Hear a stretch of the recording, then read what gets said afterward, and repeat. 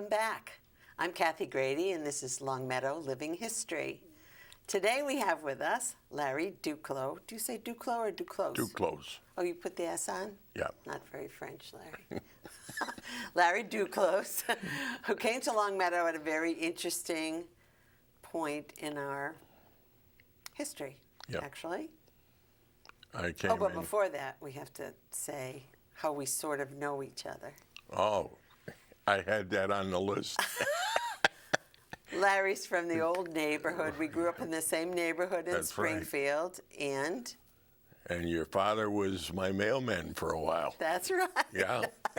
We just found that out. Anyway, we'll come back to when you came to Longmeadow.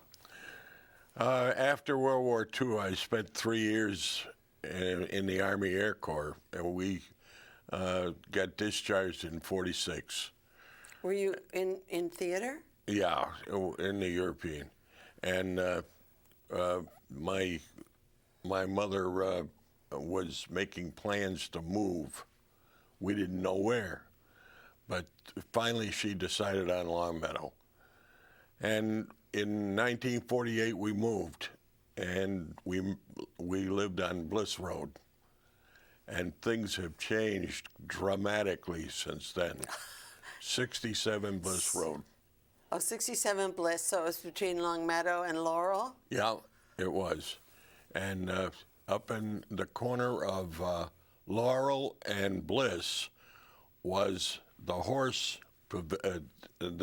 stables. And, there were stables there. Yeah, and they used to have, the riders used to go in there and practice jumping, and they stored the horses there, and they wintered them there, you know. And where were they in the summer? Probably at shows. They probably took them out for shows. But there was no swimming pool at that time, no baseball diamond, and no tennis courts. Right.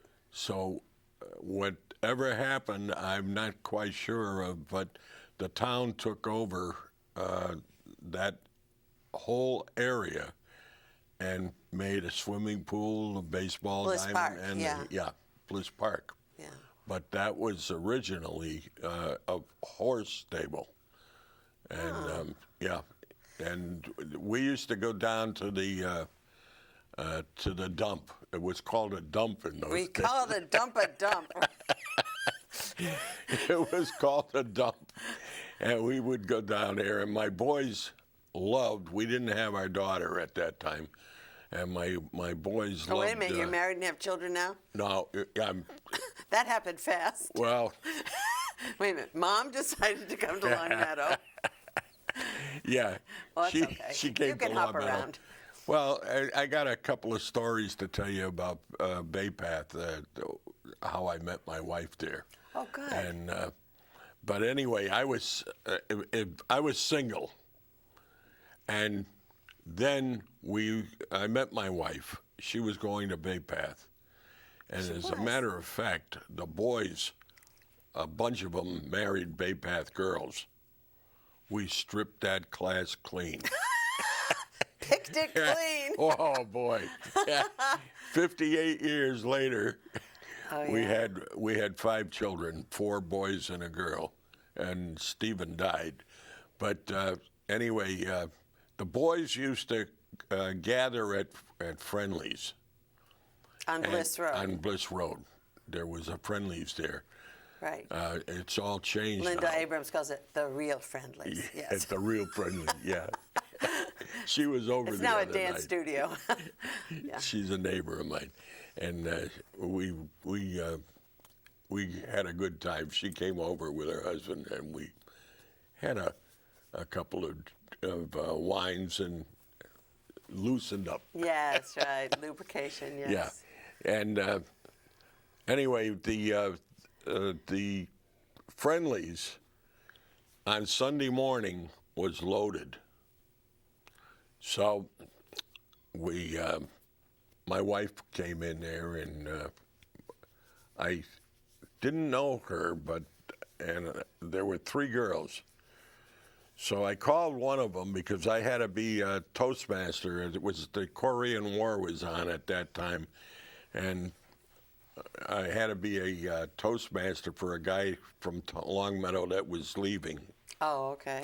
to go into the Korean War. And so I needed a date. So 3 girls come into a friendlies. three girls. I knew one of them. I didn't know the other 2.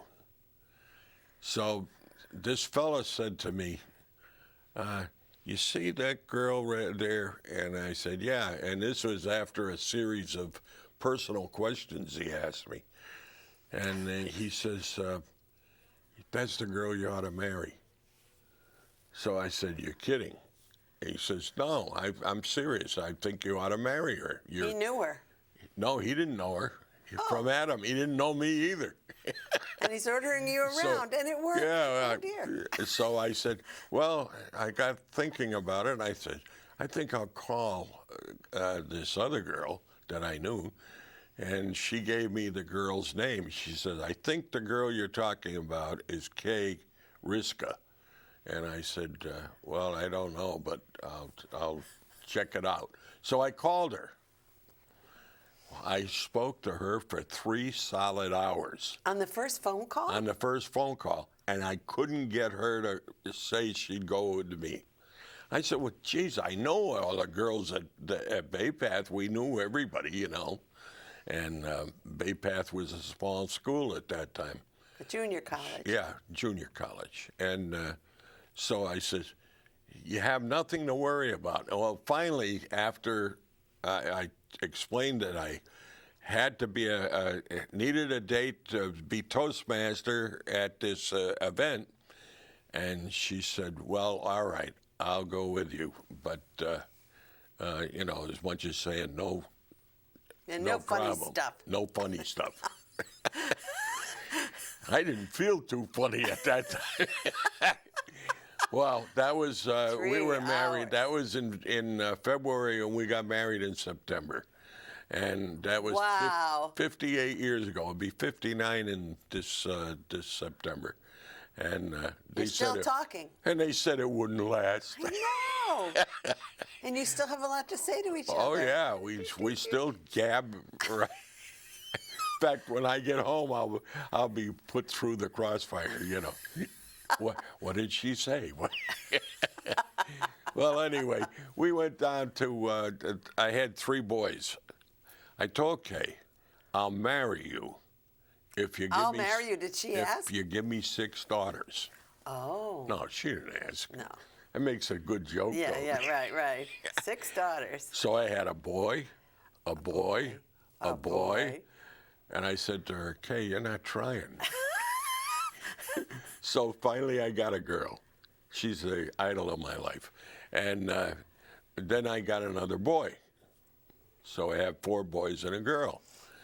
So I used to take the boys down to the dump. Because you could get coffee and donuts on a Saturday morning down there. Courtesy of who? Oh, yeah, it was like a social event. Everybody would get down to the dump, and I'd have generally a cup of coffee. But like who'd provide it?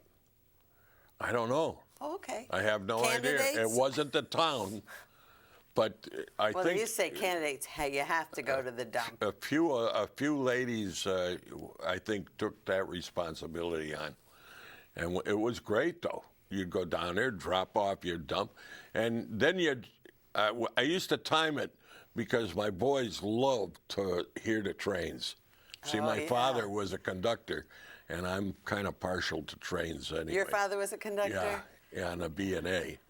So we'd stand there, get out of the car and stand back and watch the train go by, you know.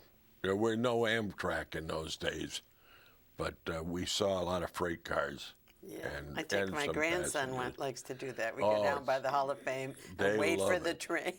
Yeah, they love to see those trains. Well, as soon as we got situated, I'll tell you about the Longmeadow Street. It was so different from today There was Winnie's Garage. Oh, yes, where CVS is now. Right. Okay. But it was to the left. Where CVS is was Del Vecchio and Arpaio's, Arpaio, Yeah. Arpaio. They owned a grocery store. And Arpaio was one of the, he's the sheriff in Arizona now. Oh, yeah. Yeah, he's the same Arpaio. Oh, he was same part of family? the same family. And Del Vecchio and Arpaio sold the store to Armada's, and they closed down. And Armada's opened up. There was nothing. I mean, absolutely very little beyond Laurel Street, the western part of Laurel right. Street, because it was all hills, sand The hills. sand hills of Longmeadow.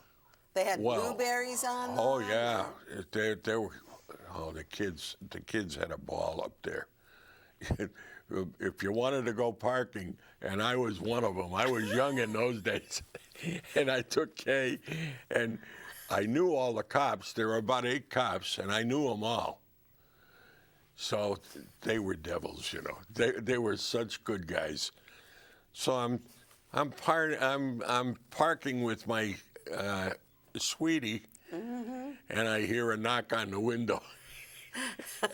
And I look out, and there's the police officer, and he's got his light, and he's rapping on the window, you know. And he says, all right, it's time to move on, Larry. So we had to move on. Oh, it was a circus, but they were great guys. Yeah. They were pushy. They help you out. My son got picked up for speeding one night, and Bunk Warren was the cop. He's passed away since. And they called me. My son wanted to talk to me. So he called, and he says, Dad, I'm down at police station. I said, what's the matter? He says, well, I got arrested for speeding. And I said, all right, I'll be right down. So I threw my clothes on, didn't think of any money. To get him out, it cost $10. So, oops. So the cop that arrested him lent me $10 to get my son out. Yeah, That was very nice. I paid him back in the morning, but I put on the wrong pants. I had a habit of doing those things in those days. But he was, the police, I can't say enough about them. They were wonderful. So It's like the original community policing. Yeah. They were part of the community, and absolutely. So we had Winnie's Garage. right. We had Del Vecchio and Arpaio. Then the Valley Bank was right Where the at the bank corner. is. Where the Valley bank Bank, is. where Where there's some a bank bank is in there now. And that was on one side of the street. But what was Rinaldi's? Where Rinaldi's is then was the grocery store? That was a grocery store, Okay. yeah. As I know Rinaldi, he graduated with one of my sons, and it's a great place, and I'm not trying to give it a plug, but he's a great guy. He is a great guy. And so anyway, on the other side was the Mobile station, Oh, yeah, right. which is still there, and there was Pioneer Real Estate, and next, that was the first store, looking in left to right. Uh-huh. Then there was Bear's Hardware, Ed Bear.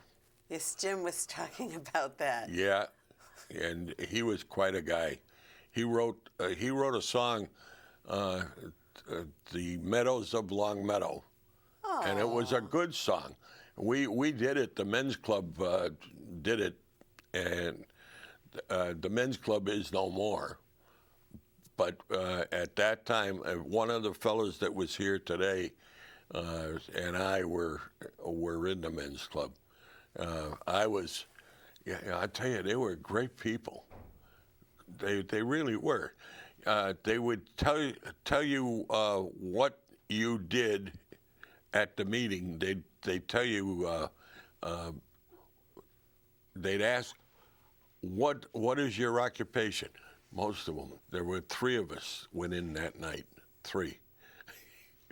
This guy says, "Well, I own this company, and I take a salary, and it's in 6 figures," and that was quite something in those days. I'll say. And the other guy gets up there and he says, "Well, I also own a business," and came to me. I said, I work for a bank, and I get $35 a week, which was a lot of money in those days, you know. There wasn't, they didn't pay so great in the bank in those days. But anyway, nobody laughed. Nobody hooted or laughed. They were wonderful. Just class guys. That's all you can say. So, like, anybody could join the men's? If you were asked. Or you had to be invited? But I was a professional entertainer in those days. You were? Oh, yeah. Yeah. I know you play the piano. I sang, but I can't sing anymore because my vocal cords got cut when I was 80 in the hospital. And that was 5 years ago, so... So, do you still have the Meadows of Longmeadow? Yeah, in the Meadows of Longmeadow. No, I mean, do you have the sheet music or? I don't have it, but I could probably get it for you, and you could sing it. You got a great voice. Yeah. Yeah, it's the Meadows of Longmeadow, written by Ed Baer. That sounds great. Oh, it was great. And anyway, so where did you entertain? Well, I was down at the Arbor, and I did quite a bit on all over the East Coast. By yourself, or were you with a group? Or? No, I was a piano player and singer. Oh, there's a guy that does it today, and I can't think of his name, but he plays piano and he sings. Yeah. He's quite well known, but I can't think of his name anyway. But I've seen him on TV. Well, I did that kind of stuff. Not Victor Borga. No. Boy, I'd like to have his money. That's true. That's true. But I don't need what happened to him. You know, he got old and died. Yeah. But he was wonderful. Yes, he was wonderful. I saw. Anyway, I get what you mean, smooth and. I saw his. My wife and I saw one of his shows when he was young, and we went down, and he was just as good when he was old. Yeah. Maybe even better, but it was wonderful, and there was Smith's Drugstore right on the corner. And then around the corner was Friendly's. Right, the Friendly's. Yeah. So Smith's Drugstore is where part of Hampden Bank is now. Yeah. That's right.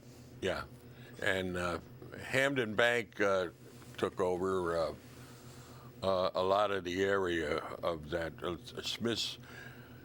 Part of Smith's Drugstore went to Hampden Bank, and Bear's Hardware became part of Hampden Bank. Mm-hmm.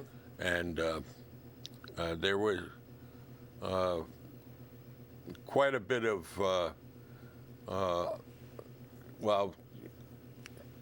I have a couple of things to tell you about the situation on, well, I'll tell you.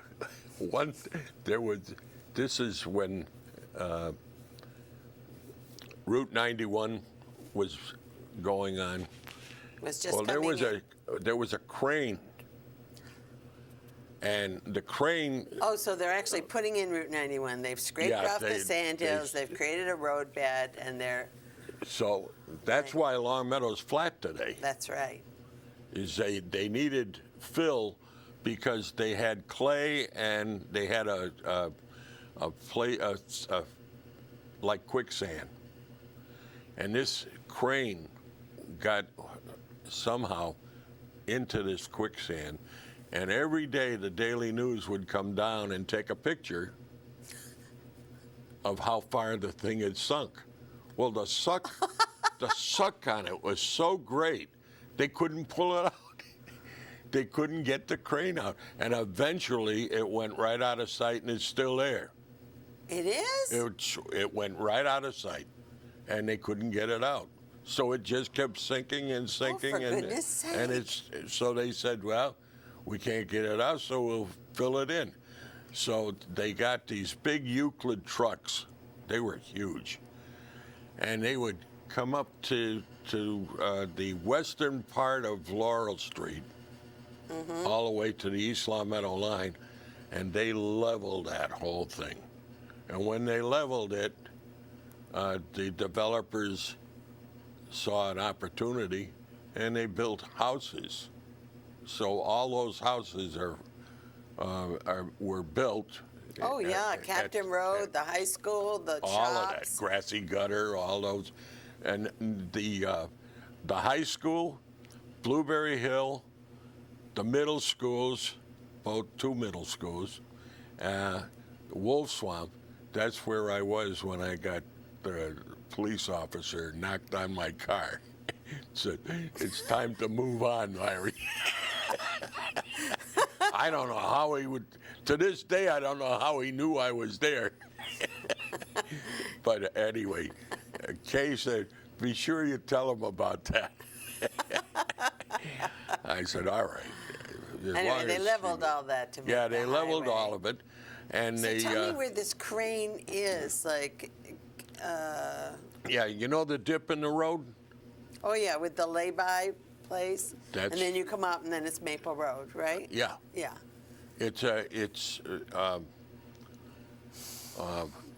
It runs into Pondside. That road runs into Pondside, and on the left, that's where it is. That it is went right amazing. down. Yeah, and they. How about the newspaper getting all that mileage out of Oh, they got a lot of mileage. There was no TV in those it? days, I you know. What'd you have, right? So, what you got was radio, and who could see on a radio? You just, Yeah. Betty just said the listen. other day, she said, we did all look at the radio. Yeah. So you could see something. We used to sit around Yes. Yes. the radio. Jack Benny was a star. Oh, We all used to sit there and pay attention to that. But I've been doing all the talking. You got any questions you want? I'll be glad to answer We're them. doing great. So on Bliss Road, did you live on that first block where? So you had easy access to all these stores. All that was great. Yeah, Lauer's Market was right around the corner on Cross Street. Yeah, Yeah. Evelyn Lauer still comes in. Yeah, and I knew Bill, her husband, because I'll tell you, I was on High One little Street. piece of property that is commercial on That's Cross right. Street. Yeah, now it's a cosmetic place. Yeah, They some do salon, fingers yeah. and stuff like that. Oddly enough, my grandfather lived with us, and he'd say, I was only a little kid. We were living on High Street, Yes. and he'd say, Lar, go over to Abe's and get me a pack of cigarettes. They were 8 cents a day, a pack. Now they're about $5. Seven, I think. But anyway, I'd say, all right. Well, in those days, there were no laws. You could go, a kid could go in and get these for his father or grandfather. So I go over. Well, I stopped at Levine's Market. I remember Levine's. Levine's was right near Kavanaugh's. Right. And I stopped in there at Levine's and I asked them if they could use anybody to clean up their, the store. So Levine, he was a nice man. He said, "Oh, yeah." He says, "You want a job?" I said, "Yeah," because jobs were scarce in the Depression. And that's where I first met Bill Lauer. Oh, yeah. Bill Lauer worked as a butcher. In Levine's. At Levine's. My father did sometimes. And son of a gun, he was. I went in there and I chatted with him by the hour. Isn't that amazing? I lived right around the corner. War happens and everything, and you come to Long Meadow, and Bill Lauer's still around the corner. And he's right around the corner. Now, when you and Kay got married, you moved out. You moved somewhere. We moved into an apartment, and we couldn't get any heat. And we had a baby, 11 months. Apartment in Springfield, West Springfield? Springfield, Locust Street. So I went down and I said, "Hey, look, we gotta have heat. It's too cold. They shut the heat off at 6 o'clock or 7 o'clock, and by 9 o'clock it was brutal. So there was a transom. I said, "You got to fix that transom." Well, they couldn't do it. So I said, "All right, we're getting out of here." And Kay loved it because we had done it all over except for the transom. And she says, "Oh." So we came to Catlin's, Pioneer Valley real estate. He says, "You a veteran?" I says, "Yeah." He says, "Well, I'll tell you what, I'm going to give you an FHA, and you'll have 20 years." And I listened to him, and I don't know where I got the nerve, because he was an older man and I was only a kid. And I said, "Mr. Catlin," I said, "now I'm going to tell you what I'm going to do. I don't have any money." Okay, here's the... But I want a 30-year mortgage. I want a GI 44%. All right. Yeah, 4%. And I wanted a GI loan. So he put his hand under his chin. He was a great guy. And he was kind of pondering. And he says, "By God, we'll do it." And he got it. And that's how you came back to Long Meadow. Yeah, we got it. Yeah, so we were on still Franklin in the same Road. house? Same house. Right We're across so glad the street. you're here. Can you believe our half hour's up? Actually, more than up, I think. Is that right? It's been great. It's been great visiting with you, Larry. Great to have you watching us again. Well, see you next time. Okay.